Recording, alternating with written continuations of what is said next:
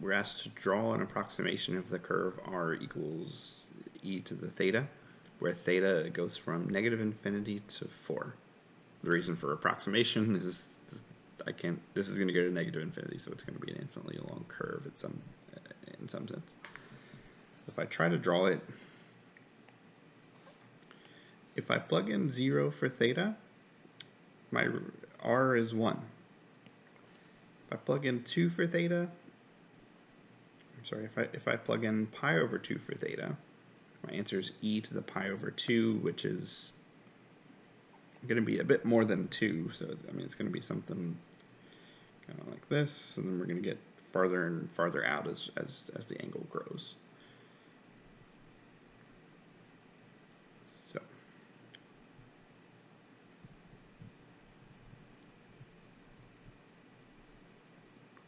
So that's from 0 to pi over 2. If I go from 0 to pi over 4, I'm going to come on back around here. And it probably grows a bit faster than I'm drawing, but I'm running out of space. Then if I consider negative angles, e to a negative power is small. So it will just circle and circle and circle and circle and infinitely quickly toward the origin. So we've got a spiral here. This is actually a logarithmic spiral. So if I want to find local max and min, I need to do the derivative in the way that we learned for polar curves. So dr over d theta is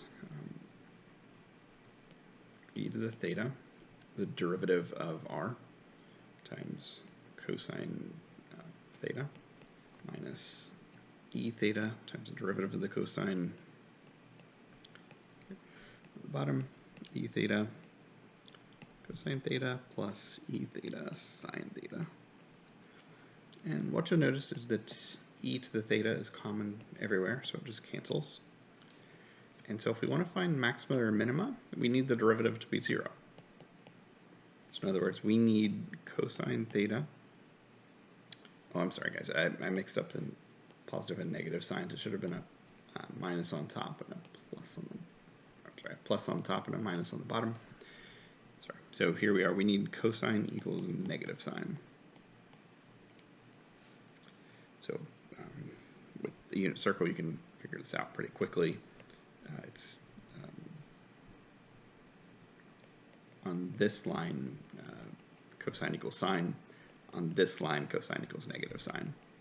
So this would be 3 pi over 4, and the one all the way around here would be 7 pi over 4.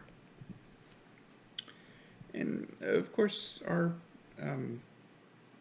spiral repeats, so we may have multiple maxes and mins on this line. So draw this diagonal line that we mentioned where sine equals cosine and where these alleged maxes and mins are. So we'll see our graph is not drawn particularly well, but over here these two on the upper left will be maxes, the ones on the lower right would be minimums, and you see inside there where the spiral goes around faster and faster and faster, there'll be infinitely many answers in there. But what we can say is that, so maxima at 3 pi over 4, the upper left part, plus any multiple of 2 pi.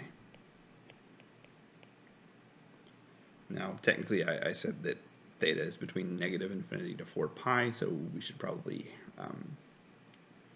only actually have 3 pi over 4 plus 2 pi one time. The second plus 2 pi would take us beyond, but that's kind of a technicality. So if we were to consider the whole real line for theta, we'd have all of these possible values.